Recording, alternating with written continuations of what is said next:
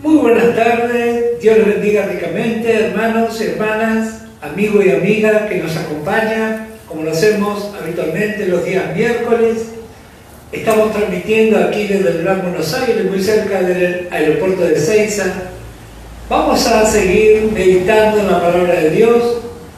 La lección anterior quedó trunca por causa de un problema eléctrico, pero vamos a continuar, vamos a meditar en la palabra de Dios. Primeramente vamos a orar, vamos a presentar por las distintas necesidades. Este es un tiempo de muchas necesidades naturales y espirituales, así que vamos a entrar confiadamente, como dice la palabra de Dios. Acerquémonos pues confiadamente al trono de la gracia para encontrar el oportuno socorro. Necesitamos socorro en muchas áreas de nuestra vida, pero sobre todo hay una cosa que es primordial. Necesitamos ser fortalecidos con poder en el hombre interior. Por eso necesitamos de la palabra de Dios, necesitamos de la unción del Espíritu Santo sobre nuestras vidas. Y después, por supuesto, hay otro tipo de necesidades también muy importantes. Así que vamos a orar, vamos a presentar delante de Dios, vamos a orar por las hermanas y hermanos que están pasando problemas de salud, como nuestro hermano Elías, nuestro hermano Raúl Brochero, nuestro hermano Fidelino allí en el Paraguay. Vamos a presentar delante de nuestro Dios. Me invito, vamos a orar. Padre amado, en el precioso nombre de Jesucristo estamos aquí reunidos, Señor, en tu presencia. Te damos las gracias por este tiempo, Señor, que nos toca vivir. Tu palabra nos enseña, nos prepara para enfrentar toda adversidad. Por eso, confiadamente, Señor, traemos tu presencia, nuestras cargas, nuestras necesidades. Padre, como escuchamos el día domingo, tu palabra nos invita a pedirte, y con toda confianza te pedimos, Señor, que tú, Señor, proveas para suplir nuestras necesidades espirituales. Tú conoces, Señor, cada una de nuestras circunstancias, tú conoces los corazones desanimados. Todo lo traemos a tu presencia en esta hora. Padre, asimismo te pido que tú ministres sanidad divina sobre los enfermos, liberación sobre los oprimidos. Padre amado, que seas tú alcanzando tu más rica bendición, Señor. Allí donde haya alguien necesitado que con fe esté clamando a ti en esta hora. Señor, entregamos todo en tus manos. Te pido en esta hora, por la meditación de tu santa palabra, que tu Espíritu Santo nos dé revelación, que esta palabra pueda ser guardada en nuestros corazones y que tu Espíritu Santo, por medio de la palabra, alumbre nuestro entendimiento. Señor, todo entregado en tus manos. Te pido que tú pongas quietud en el ambiente, quietud en los corazones, que seas tú, Señor, glorificándote en esta hora que vamos a dedicar a la meditación de tu santa palabra. Señor, todo te lo pedimos y lo entregamos en tu presencia. En el nombre y por los méritos del Señor Jesucristo. Amén. Bueno, habíamos estado considerando, estábamos viendo la experiencia que vivió el apóstol Pedro. Libro de los Hechos, estábamos viendo el capítulo 10, habíamos ya considerado lo que ocurrió en aquel lugar llamado Jope, cuando Pedro tuvo esa visión y también una revelación muy interesante. Es el lienzo que bajó del cielo, así como todo lo que Dios nos revela baja del cielo. La nueva creación también vino del cielo. Por eso la importancia de estar abierto a la revelación de Dios. Como dijimos y vamos también a considerar, muchas veces predicamos cosas así como lo hizo Pedro. Él estaba lleno del Espíritu Santo, ¿verdad? pero había cosas que él aún debía aprender. Y así también cada uno de nosotros. Conocemos por la palabra de Dios cuál es la forma correcta. Los hermanos que no tienen enseñanza hacen énfasis en la llenura del Espíritu Santo y hace énfasis en la porción de los salmos que dice: abre tu boca y yo la llenaré. ¿Sí? Esa porción se corresponde a recibir el Espíritu Santo. Así como la fe entra por el oído, así enseñó el apóstol Pablo, la fe es por el oído y el oír la palabra de Dios. Pero el Espíritu Santo entra por la boca. Tenemos que romper con esa idea del pudor y tenemos que alabar a Dios sin ningún tipo de prejuicio. Y ahí se cumple ese versículo: abre tu boca y yo la llenaré. Sin embargo, los hermanos sin enseñanza utilizan esa porción para hablar cualquier cosa.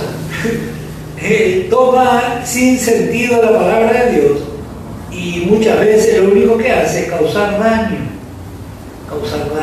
Por eso necesitamos tener una actitud, así como tuvo Pedro, como tuvo el apóstol Pablo. Justamente vamos a comenzar dentro de poco a considerar. Recuerdo cuando comenzamos a ver este libro, dijimos que los primeros 12 capítulos se refiere a Israel. Los primeros 12 capítulos. Ahora estamos viendo el capítulo 10. Así que vemos aquí en este cuadro, habíamos ya considerado, dice el versículo 12 de Hechos capítulo 10, leemos: en el nombre del Señor Jesucristo, en el cual había de todos los cuadrúpedos terrestres y reptiles y aves del cielo. Y le vino una voz: levántate, Pedro, mata y come. Entonces Pedro dijo: Señor, no, porque ninguna cosa común o inmunda he comido jamás. Volvió la voz a él la segunda vez: lo que Dios limpió, no lo llames tú común. Esto se hizo 3 veces y aquel lienzo volvió a ser recogido en el cielo.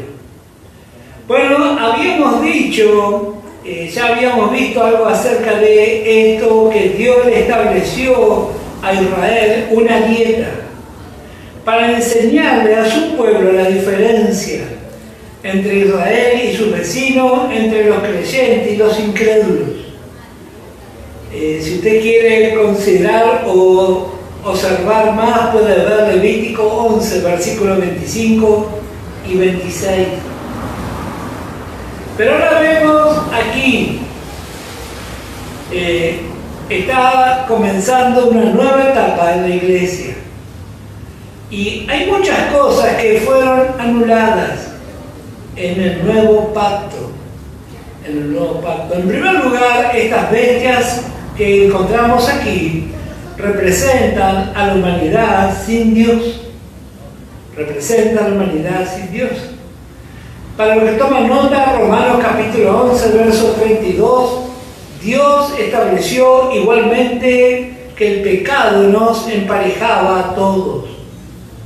Así enseña la palabra en varios lugares. Por cuanto todos pecamos, estamos destituidos de la gloria de Dios. También en Gálatas capítulo 3 y el verso 22 es otra muy buena referencia.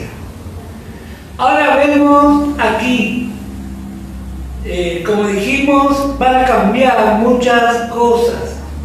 En primer lugar, una revelación sorprendente para Pedro y para los judíos de aquel entonces, que Dios tenía contemplado alcanzar la salvación a los gentiles. Eso es realmente algo impactante. Muchas cosas cambiaron con el establecimiento del nuevo pacto. Evangelio de Marcos, capítulo 7. Marcos, capítulo 7.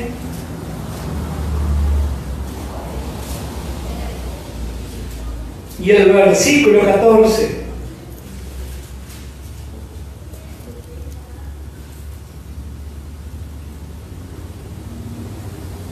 Marcos Actos 7, verso 14 dice: y llamando así a toda la multitud les dijo: oídme todos y entended. Nada hay fuera del hombre que entre en él que le pueda contaminar. Pero lo que sale de él, eso es lo que contamina al hombre. Si alguno tiene oído para oír, oiga. Cuando se alejó de la multitud y entró en casa, le preguntaron sus discípulos sobre la parábola. Él les dijo: ¿también vosotros estáis así sin entendimiento? ¿No entendéis que todo lo de fuera que entra en el hombre no le puede contaminar? Como dije, muchas cosas cambiaron con el nuevo pacto. Primera de Timoteo, capítulo 4, el apóstol Pablo vuelve a hacer referencia a este punto. Este punto luego se va a tocar muy cerca de aquí en el libro de los Hechos, en el capítulo 15, el primer concilio del cristianismo. Vamos a ver primera de Timoteo, capítulo 4 y el versículo 1. Pero el Espíritu dice claramente que en los postreros tiempos algunos apostatarán de la fe, escuchando espíritus engañadores y a doctrina de demonios. Por la hipocresía de mentirosos que, teniendo cauterizada la conciencia, prohibirán casarse y mandarán abstenerse de alimentos que Dios creó, para que con acción de gracia participasen de ellos los creyentes y los que han conocido la verdad. Porque todo lo que Dios creó es bueno, y nada es de desecharse si se toma con acción de gracia. Porque por la palabra de Dios y por la oración es santificado. Si usted considera en el Antiguo Testamento al leer acerca de la ley con referencia a las dietas que tenía que cumplir Israel, bueno, ahí usted va a poder observar el gran cambio que hubo. Pero hay un pasaje, precisamente, recién hice mención en el libro de los Hechos, capítulo 15, que ha dado lugar a muchos tipos de malinterpretación. Hechos 15 y el versículo 20.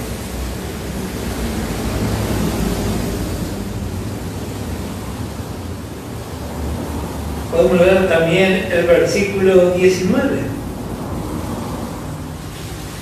Esto ocurrió en un concilio allí en Jerusalén, y el que va a declarar esto es Jacob. Dice: por lo cual yo juzgo que no se inquiete a los gentiles que se convierten a Dios, sino que se les escriba que se aparten de las contaminaciones de los ídolos, de fornicación, de ahogado y de sangre. ¿Cuál era el propósito? Bueno, en primer lugar, la idea era que hubiera una armonía entre los creyentes gentiles y los creyentes que venían de la circuncisión. No se quería que hubiera un conflicto. Estas cosas fueron aceptadas para la iglesia. Fueron aceptadas para la iglesia. Por supuesto, hay mucho que cuestiona este punto, pero nosotros no tenemos tal intención, sino que vemos aquí, hay una cosa muy importante a tener en cuenta, muy importante, y quiero que preste atención a esto. Esa dieta que Dios le dio a Israel tenía una enseñanza espiritual profunda. Pero hay algo que descubrieron los científicos. Toda esa dieta tenía que ver con cosas que dañan al ser humano. Hacen mucho daño al ser humano. Bueno, eso es algo muy importante para tener en cuenta. En este tiempo moderno que vivimos, por supuesto, la humanidad sin Dios no tiene en cuenta nada de lo que dice la Biblia. Pero si usted quiere realmente tener una salud realmente importante, Bueno, sería muy bueno poder considerar lo que la palabra de Dios enseña. Muy importante. Bueno, vemos aquí lo que se le escribió, que se aparten de las contaminaciones de los ídolos, de fornicación, de ahogado, o sea, de los animales que mueren asfixiados. También se les llama ahogado a los no natos. Hay muchos lugares que se consume el animal no nato, que, o sea, no nació, que murió en el vientre de la madre. Y contaminación de sangre. Si ustedes gustan tomar apuntes, Levítico capítulo 3, verso 17. Dios le enseñó a Israel lo que representaba la sangre. Repito, Levítico 3, verso 17, Levítico 7, verso 26. Todas las referencias las voy a repetir. Levítico 7, verso 26. Levítico 17, verso 10 al 14. Levítico, versículo 10 al 14. Levítico 17, verso 10 al 14.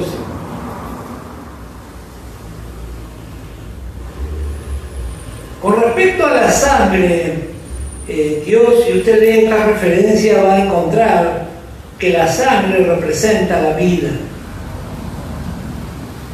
Pero, ¿qué ha descubierto el hombre en la antigüedad y ahora también? Que la sangre, si bien representa y es la esencia de una vida sana, la sangre está llena de contaminantes. Lo estuvo en la antigüedad y lo está hoy peor. La sangre de los animales está llena de antibióticos y de un montón de sustancias que luego pasan al ser humano. Hay un montón de comidas que nosotros ingerimos que nos terminan contaminando.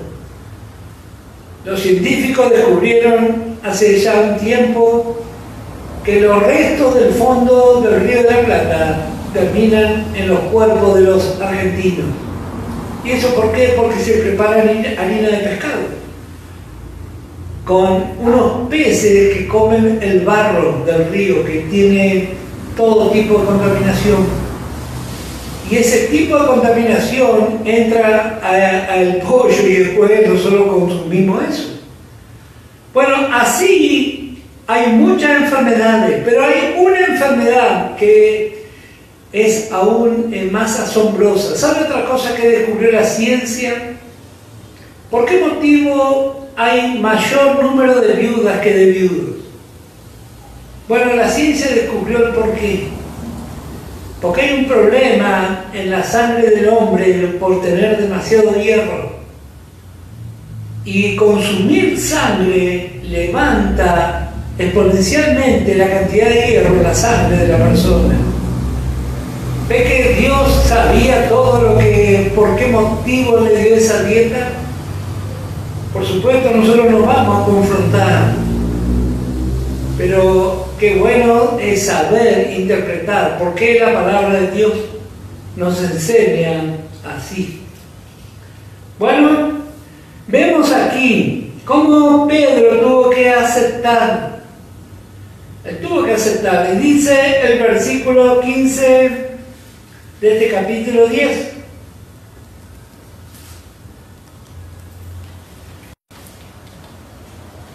Volvió la voz a la segunda vez: lo que Dios limpió no lo llames tú común. Esto se hizo 3 veces y aquel lienzo volvió a ser recogido en el cielo. Bueno, luego ya habíamos leído todo este capítulo. Él recibe la visita de los enviados de Cornelio. Así que ahora vemos aquí lo que Pedro está aprendiendo, igual que aprendemos todos nosotros. En el libro de Efesios, capítulo 2, Efesios, capítulo 2 y el versículo 14.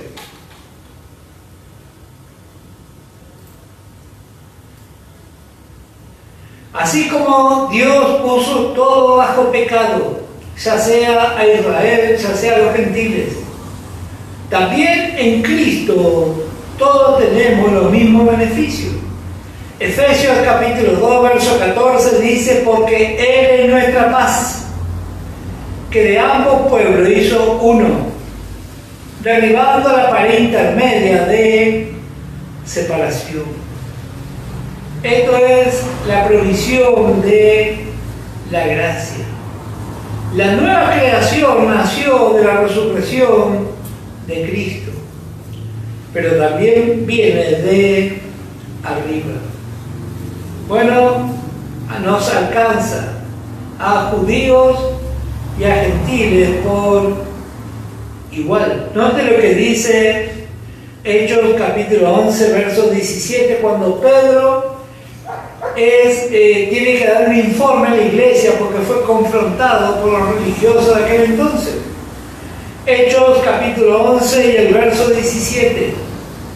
Si Dios pues le concedió también el mismo don que a nosotros que hemos creído en el Señor Jesucristo, ¿quién era yo que pudiese estorbar a Dios? Entonces, oídas estas cosas, callaron y glorificaron a Dios, diciendo: de manera que también los gentiles ha dado Dios arrepentimiento para vida. Siempre me llamó la atención esta porción: callar y glorificar a Dios. Eso es realmente aprender lo que es la gracia de Dios. Cuando queremos cuestionar, es tan triste muchas veces la condición de muchos santos, cuestionando, acusando, condenando. Mire la sabiduría de Pedro: ¿quién soy yo para estorbar a Dios? Sin embargo, hoy hay muchos creyentes estorbando el propósito de Dios, apuntando, señalando. Dios quiere mostrar su gracia y nuestra parte es callarnos y glorificar a Dios. La provisión de Dios es para todo aquel que cree, y la salvación no es por obra, no es por obra, no es por obra, sino es por fe. ¿Cuántos sufren y son desplazados? Algunos son maltratados porque no se entiende la palabra de Dios, no se entiende lo que es la gracia de Dios. En Cristo, Dios quitó el pecado por medio del sacrificio de Cristo. Hebreos capítulo 9, verso 26, para los que toman nota. Y nos provee en la nueva creación santidad. 1 Corintios 1 y el verso 2. Reitero, 1 Corintios capítulo 1, verso 2 y Hebreos 10, verso 10. Somos santificados por la ofrenda de Cristo. Sin embargo, el creyente que no entiende todo el tiempo mira el estuche. Mira el estuche. Nosotros necesitamos que Dios cambie nuestra visión, de una visión natural, terrenal, a una visión espiritual. Cuando eso ocurra, nosotros también vamos a callar y vamos a glorificar a Dios. Dejamos de mirar a la persona por su historia. Dejamos de ver a las personas por su vestimenta o por su maquillaje. Pedro tuvo que aprender esta lección y hay creyentes que en años todavía no aprendió. Pero gracias al Señor que todos tenemos oportunidad. Bueno, del versículo 44 al 48 de ese capítulo vemos como el Espíritu Santo viene a los gentiles. Es la tercera vez que Pedro utiliza la llave del reino. Primeramente fue en Jerusalén, luego fue en Samaria y ahora lo vemos aquí con los gentiles. Esa llave Pedro recibió en Mateo capítulo 16, verso 19. Ahí el Señor le dijo: te voy a dar la llave del reino. Reitero, Mateo 16, verso 19. La utilizó por primera vez en Hechos capítulo 2. La utilizó por segunda vez en Hechos capítulo 8, versículo 14 al 17. Y ahora nuevamente es utilizada.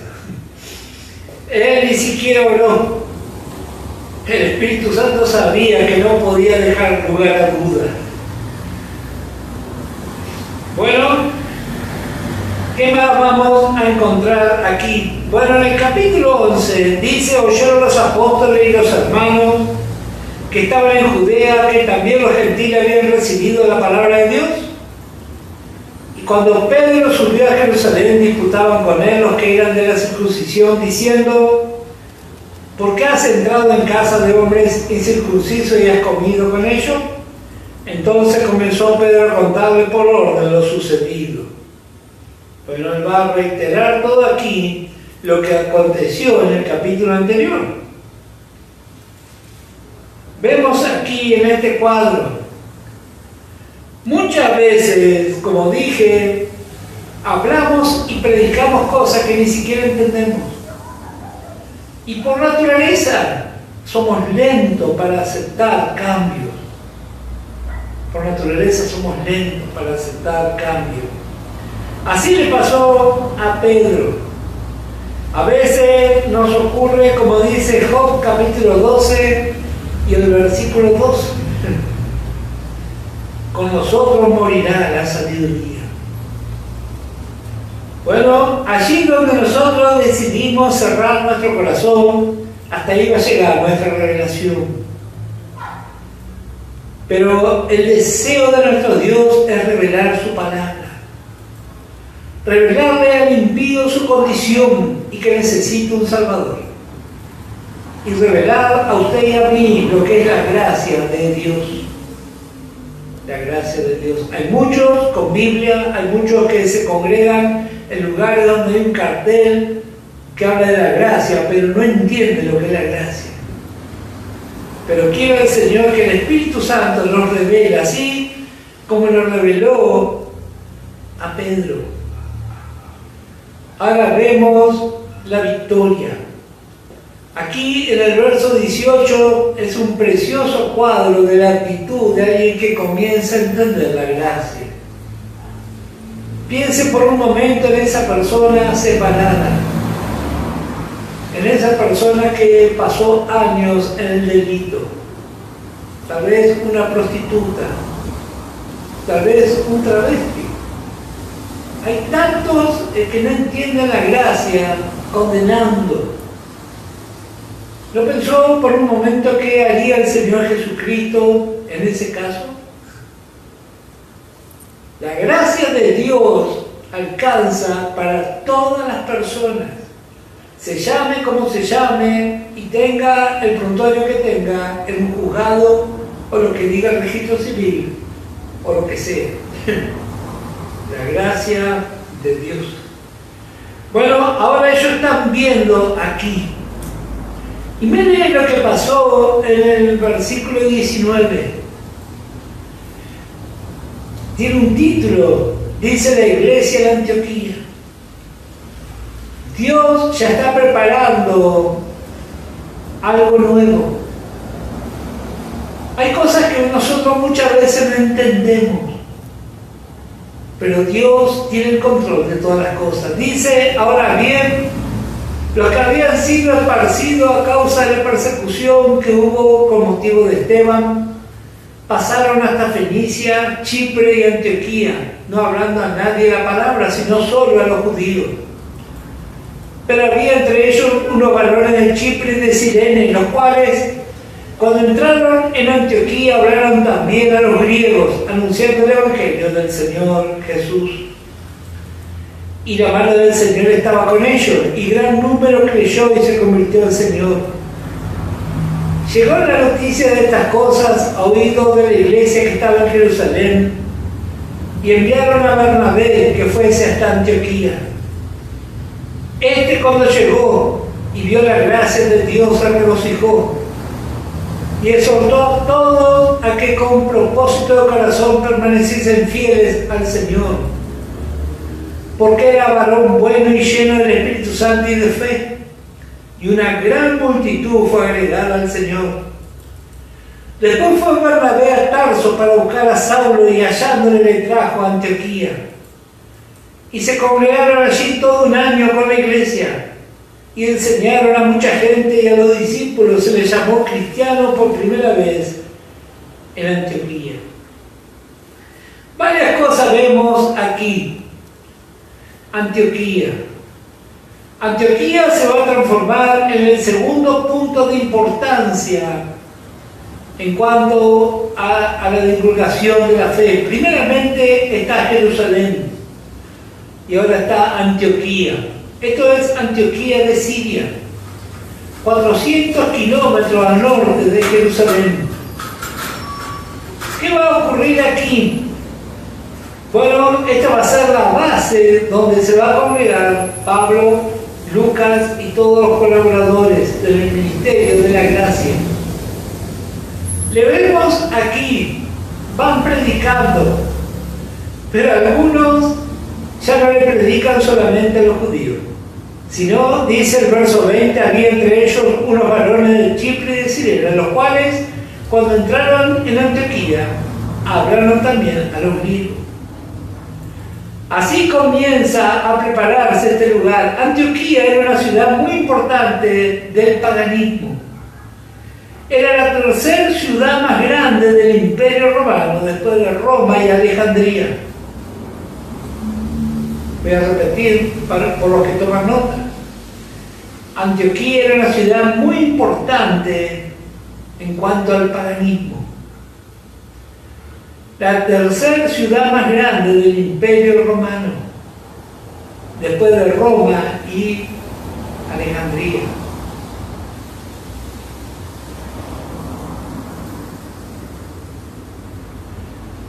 Bueno, vemos que aquel lugar es comisionado Bernabé. Él era un judío de Chipre. Él también provenía del mismo contexto similar a los que habían predicado en Antioquía. O sea, él había abrazado la fe, pero él no era de ese, no había nacido en Israel, sino que era un judío de Chipre. Dice el verso 23, cuando llegó y vio la gracia de Dios. Este es un punto muy importante, porque la gracia de Dios se ve. La gracia de Dios no solo se ve en las cosas materiales, se ve en la salud, se ve en el espíritu con que los creyentes nos movemos. Así como se ve a Adán, así como se ve la legalidad, la gracia de Dios se ve. ¿Y qué hizo Bernabé? Cuando llegó y vio la gracia de Dios, se regocijó. Y exhortó a todos a que con propósito de corazón permaneciesen fieles al Señor. Y el verso 24 nos dice por qué se regocijó. Porque era varón bueno y lleno del Espíritu Santo y de fe. Si realmente estamos en lo correcto, la gracia de Dios nos va a alentar. Realmente va a llenar nuestro corazón. Tan lleno de gracia estaba Bernabé. Note lo que dice el verso 25. Después fue Bernabé a Tarso para buscar a Saulo, y hallándole le trajo a Antioquía. No, el versículo no cuenta mucho qué fue lo que pasó. A Saulo le disciplinaron por haber tomado una decisión por el Señor Jesucristo. Saulo fue desheredado y estaba pasando un momento muy complicado. ¿Qué hizo Bernabé? Alguien que se regocija al ver la gracia, muestra gracia. Porque para muchos es muy fácil hablar de gracia y todo el tiempo estar amenazando, gritando, gruñendo. Eso no es gracia, eso es una desgracia. Pero Bernabé vio la gracia de Dios, se regocijó. Dice, era un varón bueno, dice. lleno del Espíritu Santo y de fe. Y ahora se entera que un varón llamado Saulo, que tomó una decisión de fe, la está pasando mal. Y se fue a buscarle. Se fue a buscar. Dios está preparando algo muy grande, pero comienza con pasos de fe muy pequeños. Nosotros no sabemos lo que Dios va a terminar haciendo. Nuestra parte es tener un oído atento a lo que Dios va a hablar. Dios va a usar a las hermanas y hermanos que estén dispuestos. Miren si Bernabé se dejaba llevar por lo que se hablaría en aquel entonces acerca de Saulo. Pero él sabía que Saulo había tomado una decisión de fe. Y seguramente se enteró, Saulo la está pasando mal. Qué lindo cuando tenemos un corazón así, un corazón tierno, para abrazar a los necesitados. Nosotros no sabemos lo que Dios va a hacer. No sabemos si Bernabé sabía quién iba a ser Saulo. No sabemos. Pero sí sabemos, porque lo dice la Biblia. Se fue a Tarso a buscar a Saulo y hallándole le trajo a Antioquía y se congregaron allí todo un año con la iglesia. Y enseñaron a mucha gente y a los discípulos se les llamó cristianos por primera vez en Antioquía. Siempre se hace referencia a este versículo, la escuelita, donde fue la primera vez que le llamaron cristianos. Bueno, históricamente está muy bien, pero puedo hacer este comentario porque esto es un estudio bíblico. Esa definición, esa forma de llamarle cristiano no era algo halagüeño, al contrario, era una burla. Le llamaron de esta forma porque era una forma de burlarse. Luego, al pasar el tiempo, los mismos cristianos resolvimos, y nos gusta que lo llamen con ese nombre, cristiano, soy cristiano, somos cristianos. Pero al principio no era así. Al principio esta palabra cristiano era un término despectivo que significaba del partido de Cristo. Del partido de Cristo. Por eso, en 1 Pedro, capítulo 4, ahí podemos entender un poco mejor. Vamos a ver, vamos a consultar a Pedro. 1 Pedro, capítulo 4. Y el verso 16. Pero si alguno padece como cristiano, no es el cristiano que conocemos ahora. Si alguno padece por esa forma despectiva que tenían de tratarlo, cristiano, no se avergüence, dice. Si no glorifica a Dios por ello. Así el Espíritu Santo le inspiró a Pedro. Se ve que ese es un motivo de burla. Ya, bueno, ahí fue donde comenzó. Hechos, capítulo 26.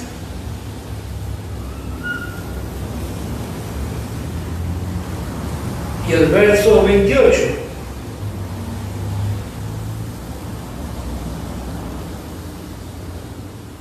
Pablo está frente a Agripa y Agripa le dice en el verso 28, entonces Agripa dijo a Pablo, por poco me persuades a ser cristiano. Como dije, nada que ver el enfoque que tenemos hoy de lo que era allí en el principio. Esta era una forma de burlarse. Hoy la palabra cristiano para nosotros es sinónimo de ungidos. Así como el Señor Jesucristo, el ungido. Y todos los hijos de Dios, todo aquel que recibió a Cristo como su Salvador, somos ungidos. Ya no es tiempo de burla, sobre todo cuando sabemos que el Señor pronto va a volver. Bueno, vamos a avanzar un poco más por nuestra porción. Versículo 27. En aquellos días, unos profetas descendieron de Jerusalén a Antioquía. Y levantándose uno de ellos, llamado Ágabo, daba a entender por el Espíritu que vendría una gran hambre en toda la tierra habitada, lo cual sucedió en el tiempo de Claudio. Entonces los discípulos, cada uno conforme a lo que tenía, determinaron enviar socorro a los hermanos que habitaban en Judea, lo cual en efecto hicieron, enviándolo a los ancianos por mano de Bernabé y de Saulo. Ágabo, años más tarde, fue un fiel colaborador del apóstol Pablo, capítulo 21, versos 10 y 11, para los que toman nota. Ágabo, años más tarde, fue un fiel colaborador. Capítulo 21, versos 10 y 11. Aquí en el verso 30 vemos por primera vez la mención a hombres que sirven, como dice, enviándolo a los ancianos. Esta palabra anciano es sinónimo de pastor u obispo. Y la mejor definición en el castellano para interpretar cuál es el trabajo de un pastor: supervisor. Bueno, en lo natural, ¿a quién le gusta que lo supervisen? Si usted está trabajando en una fábrica o tal vez en un puesto de guardia y viene el supervisor ahí, ¿cómo le va a caer a usted? Bueno, pero así Dios estableció. Y si realmente amamos al Señor, vamos a decir: gracias, Señor, que me están considerando, me están corrigiendo. Si realmente amamos al Señor, va a ser así. Bueno, aquí vemos la primera mención. Luego vamos a encontrar, vean solamente la referencia, Efesios capítulo 4, verso 11, como Dios estableció. Y en el capítulo 2, verso 20 de Efesios, nos habla que la iglesia está establecida sobre el fundamento de apóstoles y profetas. O sea que esos dos ministerios ya cumplieron su función. Sin embargo, hay muchos vivos o vivillos, o por llamarles sinvergüenza, que todavía utilizan esas cosas, pero eso no tiene nada que ver con la Biblia. Nada que ver. Un gran hambre. Y ya vemos la iglesia organizándose. Capítulo 12. Este es el último de los capítulos con referencia a Israel. Y este capítulo es realmente sorprendente. Porque por un lado leemos historia, pero necesitamos que el Espíritu Santo quite el velo y nos muestre de qué está hablando. Esto, como dije, le vemos ahora a Jesús como rey rechazado. Vemos en la palabra de Dios los enemigos de Jesús. Varias cosas muy interesantes vamos a ver aquí. Dice: en aquel mismo tiempo rey Herodes echó en mano a algunos de la iglesia para maltratarles y mató de espada a Jacobo, hermano de Juan. Y viendo que esto había agradado a los judíos, procedió a prender también a Pedro. Eran entonces los días de los panes y levadura, y habiéndole tomado preso, le puso en la cárcel, entregándole a 4 grupos de 4 soldados cada uno, para que le custodiase, y se proponía sacarle del pueblo después de la Pascua. Así que Pedro estaba custodiado en la cárcel, pero la iglesia hacía sin cesar oración a Dios por él. Varias cosas vemos aquí. Como dije, podemos considerar esto desde el punto de vista histórico. ¿Quién era Herodes? Un sinvergüenza, un estafador que había hecho desastre en Roma. Pero él fue y encontró un lugar donde lo recibieron. Y como él quería congraciarse con la sociedad de ese lugar y de aquel entonces, dijo: me voy a congraciar con los judíos y voy a empezar a perseguir a los cristianos. Herodes, un gran sinvergüenza. Vemos aquí el mundo religioso y los poderes nacionales o políticos enfrentando al Evangelio. Así fue desde el principio. Al Señor Jesús lo condenaron los religiosos y los políticos de aquel entonces. ¿Y usted cree que eso cambió? No, eso no cambió. Eso no cambió. Para los políticos, los creyentes son buena gente, son gente buenita. No hay ningún tipo de interés por Dios, sino simplemente un número, un rédito personal. Aquí vemos a este hombre, que como vamos a ver un poco más adelante, es un cuadro del anticristo. Es un cuadro del anticristo. Bueno, vemos aquí varias cosas muy importantes. Como dije, este capítulo marca el fin del trato de Dios con Israel en cuanto al principio de la edad, hasta que llegue el cumplimiento de Lucas capítulo 22. Vamos a verlo.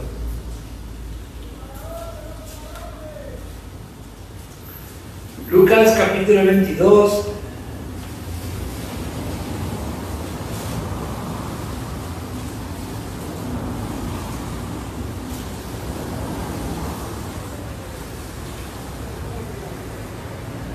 Y el verso 29.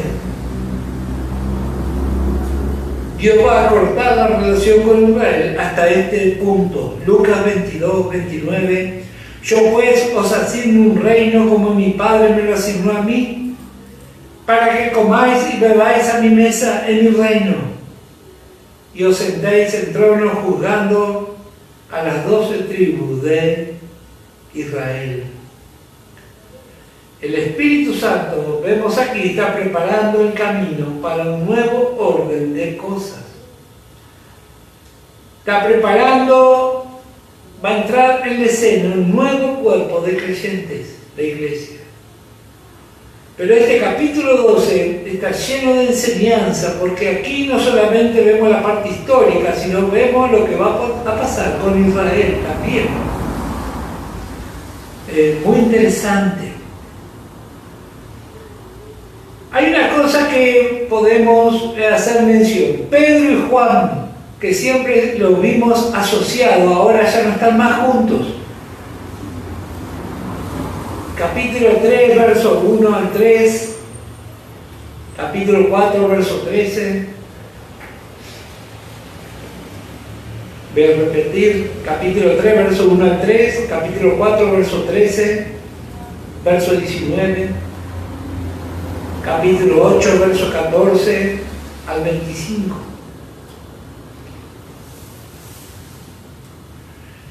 Pero ahora no lo vemos a Juan. Recordamos que vimos a Pedro en Jope muchos días, 3 años.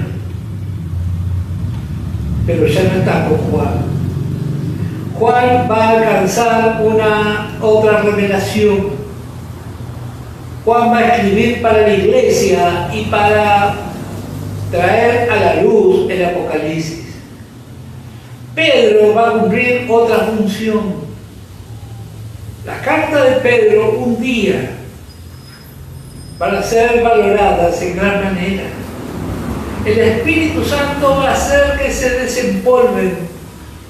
Israel va a escuchar. Israel va a escuchar. Juan ahora no lo estamos viendo. Antes del milenio habrá una fuerte corriente religiosa y política, pero el Señor les va a vencer. Ya eso vamos a considerar. Bueno, Pedro entonces tuvo muchos días sin Juan. Habíamos dicho 3 años aproximadamente. Representa a los predicadores que traerán el mensaje de Dios a Israel durante la última semana de Daniel o los primeros años del milenio. Eso representa a Pedro.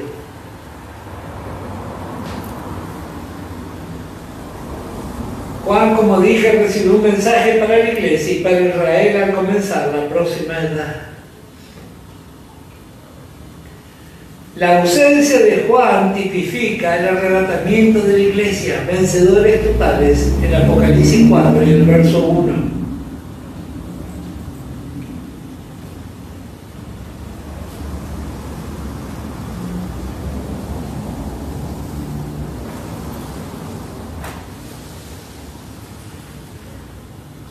Y a quienes él mismo escribió. Apocalipsis 3, versos 7 al 12.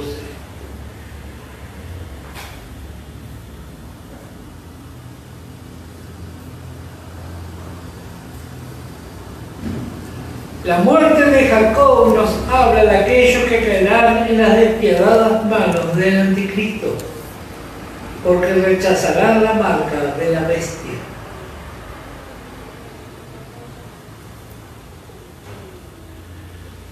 En cambio, Pedro representa a aquellos de Israel que rechazarán la marca de la bestia, mas serán guardados del poder del anticristo.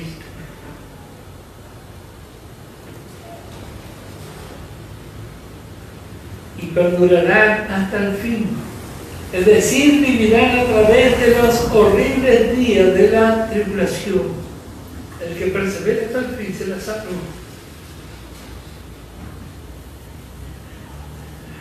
Como vean las referencias con respecto a lo que dije de Jacob. Jacob, que es tipo de aquellos que caerán en la despiadada mano del anticristo.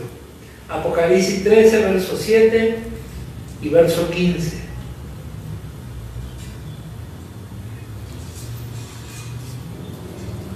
Reitero, Apocalipsis 13, verso 7 y verso 15. Apocalipsis 14, versos 12 y 13. Ahí vemos a los muertos por ser fieles. Reitero, Apocalipsis 14, versos 12 y 13 y Apocalipsis 15, versículo 2. Habla de los que vencieron. Ahora voy a dar la referencia con respecto al grupo que representa a Pedro. Aquellos que rechazaron la marca de la bestia me serán guardados del poder del anticristo hasta el fin.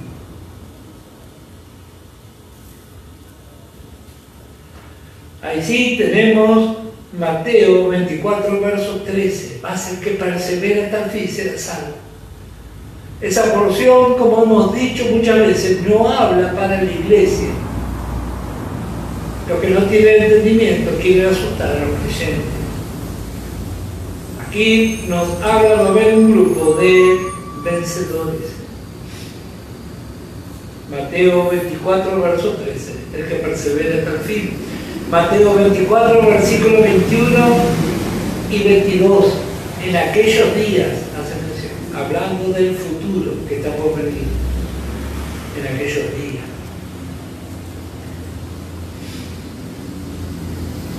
Jacob, en cuanto a lo natural, era uno de los primeros discípulos y hombre de confianza de Jesús. En el verso 17 de este capítulo vemos otro Jacob, quien era el pastor de Jerusalén.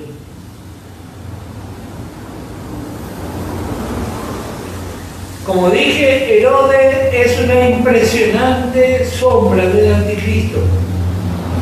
Su abuelo buscó matar a Jesús cuando era bebé. Eso encontramos en Mateo capítulo 2. Ahora su nieto mató a Jacob. Quiso matar a Pedro. Y dice, porque ellos proclamaron el derecho de Jesucristo a ser rey de los imperios. Eso es lo que Satanás no acepta. Esa es la principal causa de los mártires a través de la historia de la iglesia. Esa es la causa de los conflictos. Cuando usted y yo aceptamos que el Señor es el Rey de nuestra vida, Satanás se enfurece. Eso pasó y sigue pasando. y va a seguir pasando hasta la partida de este ser llamado el Anticristo. Nosotros estamos advertidos por la palabra de Dios. Estamos advertidos. Este es un cuadro del cierre, al fin de este versículo 20. Herodes, tipo del Anticristo, estaba enojado contra los de Tiro y de Sidón, pero ellos vinieron de acuerdo ante él y sobornando Blasto, que era camarero mayor del rey, pedían paz porque su territorio era abastecido por el rey. Y un día acelerado, Herodes, vestido de ropas reales, se sentó en el tribunal y les arengó. Y el pueblo aclamaba gritando: voz de Dios. Al momento un ángel del Señor le hirió, por cuanto no dio gloria a Dios y expiró comido de gusano. Como dije, esto es un cuadro del fin de la edad.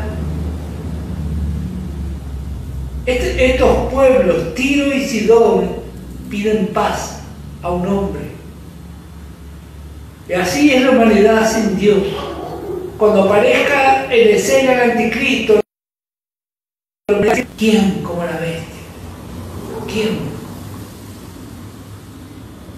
Pero si no tiene en cuenta a Dios, nada va a funcionar. Esto es un cuadro de las naciones, siempre buscando la paz. Desde la Primera Guerra Mundial hasta ahora se han hecho tratados, concilios, y nunca han podido alcanzar la paz. Sin Dios no existe la verdadera paz. Tal vez usted dirá, algún día va a ocurrir. Vamos a ver qué dice el apóstol Pablo ya para finalizar, Primera de Tesalonicenses, capítulo 5. Primera de Tesalonicenses, capítulo 5 y el versículo 3. Que cuando digan paz y seguridad, entonces vendrá sobre ellos destrucción repentina, como los dolores a las mujeres encintas, y no escaparán. Herodes reinó desde el año 37 al 44 después de Cristo. Como dije, le vemos en su porte entronado y vemos a un pueblo y a las naciones reclamándole cosas. Pero también vemos que sobre él va a caer el juicio de Dios. Israel, el amado pueblo de Dios. Hasta aquí nomás vamos a ver, ahora ya se fue. Con la ayuda del Señor, el próximo miércoles a las 19 horas vamos a continuar. Que el Señor les bendiga ricamente. Este domingo no va a haber transmisión porque están habilitados los cultos, así que los que se anotaron van a poder participar. Que el Señor les bendiga ricamente.